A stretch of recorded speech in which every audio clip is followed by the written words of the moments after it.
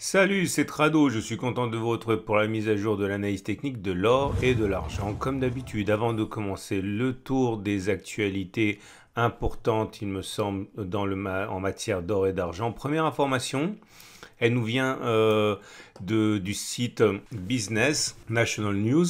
Et on apprend que les banques centrales ont accumulé près de 8,8 tonnes d'or en février, voilà, pendant que l'or baissait et que tout le monde disait qu'il était voué à baisser encore. Les banques centrales ne s'y sont pas trompées, elles ont accumulé.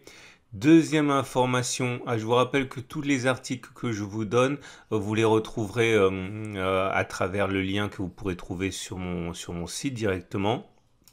Deuxième information qui pourrait vous intéresser, celle selon laquelle, comme pour l'Inde en fait, la Chine accumule des importations très importantes. Là aussi, vous voyez, il y a ce que pense la majorité des analystes et il y a ce qui se passe dans la réalité. Et dans la réalité, c'est que voilà, les banques centrales et les individus, notamment dans les pays en développement, quand ils voient une baisse de l'or, ils achètent plus, c'est tout.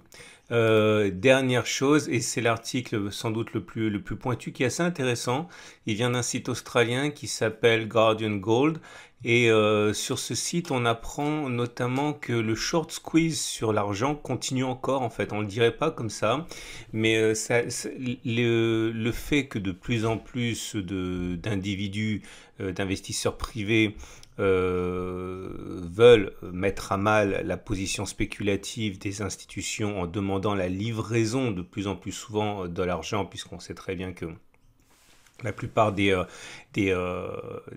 investisseurs ne demandent pas la livraison en argent, ce qui permet justement d'avoir beaucoup plus de papier que d'argent métal. Mais voilà, l'idée c'est que si de plus en plus d'investisseurs demandent à être livrés en argent physique et ne se satisfont pas de simple papier, eh bien on risque de se rendre compte que le roi est nu et qu'il y a beaucoup trop de positions vendeuses par rapport à ce qu'on peut vendre. Bref, l'idée c'est que le site explique que pour l'instant ça ne se voit pas ce short squeeze parce que l'argent papier permet effectivement de faire baisser les cours, de maintenir les cours sous pression, mais il y a de plus en plus de difficultés apparemment pour se faire livrer en argent réel, notamment aux États-Unis, mais pas simplement, en Australie aussi.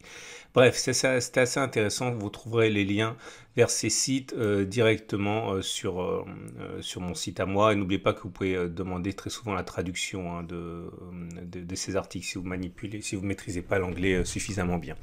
Alors, voilà où on est l'or libellé en euros. On constate que ça se précise. On a eu notre deuxième impact sur la résistance majeure de 1477-1493, le rebond sur le support majeur, zone d'accumulation rationnelle des 1388-1415 fonctionne bien pour l'instant. On sait, on l'a dit, que la résistance majeure 1477 serait difficile à passer, on est en train de batailler, mais en tout cas, c'est pas pour rien, puisque on voit que la tendance générale donnée par la M20 haussière, la tendance immédiate donnée par la M7, tendance de court terme en fait, elle est haussière également. La tendance de fond par contre est toujours baissière, parce qu'on est en dessous de la M50 qui descend, et la tendance de long terme également. Mais voilà, la bataille est en cours, et pour l'or libellé en dollars, ah oui, donc effectivement, on n'est pas sur une zone d'accumulation rationnelle, on évite d'acheter au contact d'une résistance. Et pour l'argent libellé en dollars, c'est la même chose, on est dans une situation où le rebond se pérennise. Et comme vous pouvez le voir, on est en tendance de court terme haussière avec la M7 qui monte. La tendance générale est haussière également avec la M20 qui monte. Par contre, la tendance de fond est toujours baissière avec la M50 qui descend. On n'a pas eu l'occasion d'aller solliciter la résistance journalière des 1779-1763. Elle ne sera pas facile à passer non plus, un petit peu comme celle sur l'or en euros. Et puisqu'on a terminé avec l'or, donc on n'est pas en zone d'accumulation rationnelle, j'aimerais donc comme d'habitude faire un zoom sur mon partenaire au coffre.com, mais ce qui pourrait vous intéresser, c'est le nouveau service proposé par Ocoff des webinaires. Donc un webinaire de 30 minutes pour vous prendre par la main et vous apprendre comment investir dans l'or et dans l'argent. Bref, beaucoup ne passent pas à l'acte parce qu'ils pensent ne pas en savoir suffisamment, ce qui est assez légitime. N'hésitez pas, sur le site rocofo.com, vous pouvez vous inscrire au prochain webinaire. Le prochain, c'est jeudi soir à partir de 19h30. On passe à l'argent et l'argent libellé en euros pour commencer. Comme vous pouvez le noter, le rebond sur le support précaire des 20,6 est toujours d'actualité. C'était notre zone d'accumulation rationnelle. Là, on n'est plus sur une zone d'accumulation rationnelle. La tendance de court terme est en train de s'inverser. Elle devient haussière. Par contre, pas de miracle.